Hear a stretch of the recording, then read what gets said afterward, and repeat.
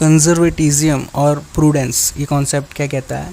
ये कहता है straight that the accountant should not anticipate income and should provide for all possible losses. मतलब इसका दूसरा नाम प्रूडेंस भी है। जनरली प्रूडेंस का मतलब एक इंटेलिजेंस होता है, आपकी समझदारी को कहते हैं प्रूडेंस का मतलब, यानी कि क्लेवरनेस, चालाकी।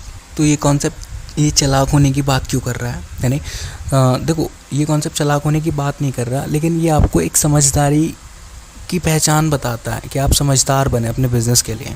और ये कहता है, ये कॉन्सेप्ट ये कहता है कि आपके जितने भी अनएक्सपेक्टेड या एक्सपेक्टेड लॉस हैं, नुकसान है, जो आपको लगता है, आपको उस चीज़ का अंदाज़ा है कि मुझे ये नुकसान हो सकता है, इस चीज़ में मैं लॉस बेयर कर सकता हूँ, तो आप एक काम करें, उसको जल्द से जल्द जितनी जल्दी हो सके ना उसको रिकॉर्ड कर दें, उस एंट्री को रिकॉर्ड कर दें, उस चीज़ को अपनी उस नुकसान को जितनी जल्दी हो सके अपने अकाउंट में से माइनस कर दें, लेस कर दें। ठीक है।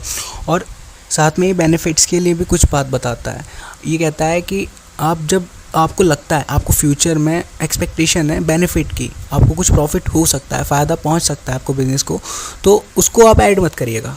लॉस को तो भले से आप माइनस वक्त से पहले कर देना, लेकिन अपने बेनिफिट को, जो आपको फ्यूचर में एक्सपेक्टेशन है जिसके होने की, उसको जब तक रिकॉर्ड मत करना जब तक वो एक्चुअल में हो नहीं जाता। उसके लिए आप वेट करें उसके होने का, लेकिन लॉस में आप वेट नहीं करेंगे, उसको वक्त से पहले आपको एक्सपेक्टेशन है कि मुझे ये नुकसान फ्यूचर में हो सकता है, तो लॉस को तो आप अपने अकाउंट में से माइनस कर देंगे, लेकिन बेनिफिट्स के लिए आप वेट करेंगे और उसके होने का इंतज़ार करेंगे, तब आप उसकी एंट्री को बुक्स ऑफ अकाउंट्स में आप रिकॉर्ड करेंगे।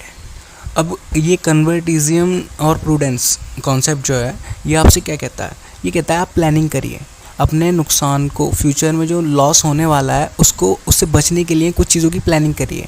आप अकाउंट्स मेंटेन कर रहे हैं तो अकाउंट में बहुत तरह के मेथड हैं, बहुत सारे मेथड्स हैं। डेप्रिसिएशन की बात करें तो उसमें भी बहुत सारे मेथड्स आते हैं कि कौन से मेथड से आप डेप्रिसिएशन अपने एसेट्स पर लगाते हैं। ठीक है, तो आप बेस्ट से बेस्ट चूज़ करिए अपने हिसाब से जो आपको लगता है। ठीक है, और उन मेथड्स का इस्तेमाल करके अपने आने वाले कल के नुकसान से बच सकते हैं। फॉर एग्जांपल कि अगर मैं कोई एसेट्स खरीद रहा हूँ और आज मैं एसेट्स खरीदता हूँ, तो आने वाले 2 साल में या 3 साल में उस एसेट्स की वैल्यू वो नहीं होगी जो मैंने आज में खरीदी होगी। ठीक है, उस पर जाहिर सी बात है डेप्रिसिएशन लग चुका होगा, वैल्यू गिर चुकी होगी, लेकिन मैं कोई मेथड इस्तेमाल ही नहीं कर रहा, मैं इस चीज़ पे ध्यान ही नहीं दे रहा अपने एसेट्स पे कि इसकी वैल्यू कम हो रही है। लेकिन ये चीज़ मैं हर साल अगर अकाउंट में लिखता हूँ, अपने इस नुकसान को दिखाता हूँ, एक डेप्रिसिएशन का पार्ट डालता हूँ अकाउंट्स में, तो वो मेरे ऊपर इतना इफेक्ट नहीं डालेगा। ठीक है, तो हमारा ये कॉन्सेप्ट यही चीज़ें समझाता है। और भी बहुत सी चीज़ें कहता है, जैसे कि प्रोविजंस के लिए कहता है, रिजर्व्स के लिए कहता है। ये सब चीज़ें क्यों होती हैं? ताकि हम नॉर्मल अपने आने वाले नुकसान से बच सकें। जनरल रिजर्व्स बनते हैं, जनरल प्रोविजंस बनते हैं, आपने डेटर्स के लिए भी प्रोविजंस बनाए होंगे।